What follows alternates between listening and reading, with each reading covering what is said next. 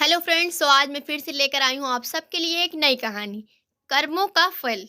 70 साल की एक बूढ़ी औरत जिसका पति अभी अभी उसे छोड़कर किसी और दुनिया में चला गया है, जिसका अपने पति के अलावा इस दुनिया में कहने के लिए कोई और नहीं था। बाल बच्चे भी नहीं थे। पिछले कई दिनों से उसे घर खाली करने के लिए नोटिस पर नोटिस आ जा रही थी।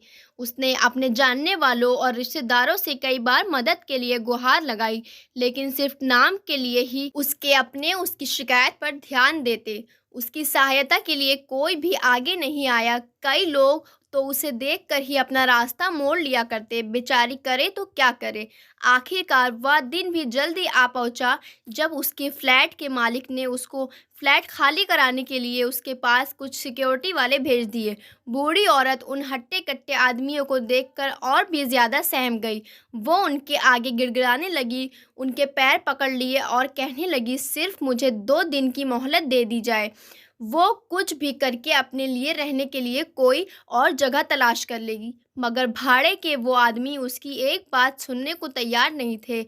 जब सिक्योरिटी वाले उस बूढ़ी औरत को धक्का मार के निकालने ही वाले थे, तभी पीछे से एक आवाज़ आती है, खबरदार, जो इस अम्मा को किसी ने हाथ भी लगाया तो इन्हें इन्हीं के घर से कोई नहीं निकाल सकता। सिक्योरिटी वाले हैरानी से उस आदमी को देखते हैं और पूछते हैं कि तुम्हारा मतलब क्या है।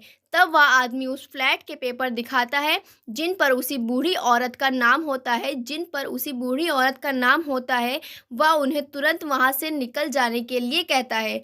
पेपर देखकर वह सिक्योरिटी वाले वहां से निकल जाते हैं। यह सारी घटना बूढ़ी औरत बड़े अचंभे में देखती रहती है। सबके जाने के बाद बूढ़ी औरत उस आदमी से पूछती है कि बेटा, मैंने तुमको नहीं पहचाना, लेकिन मैं इतना ज़रूर कहूँगी कि तुम आज मेरी ज़िंदगी में ईश्वर तरह आए हो। तब उस आदमी ने अपनी पहचान देते हुए उस बूढ़ी औरत से कहा, याद कीजिए माँ जी, 20 साल पहले आप और आपके पति एक मंदिर आए थे।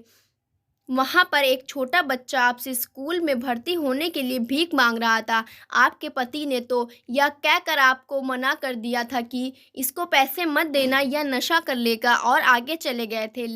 लेकिन आप वहीं पर रुक गई थीं और आपने अपने पास रखे सारे पैसे उस बच्चे को दे दिए थे। आपने आशीर्वाद और एक ताबीज़ देते हुए उससे कहा था कि भीख मांगने से अच्छा है छोटा-मोटा काम करो और अपनी पढ़ाई पूरी करो।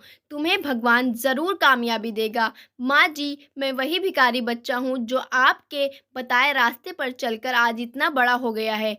एक एसेस्ट एजेंट बन गया है और इस काम में बहुत शोहरत और दौलत कमाई है।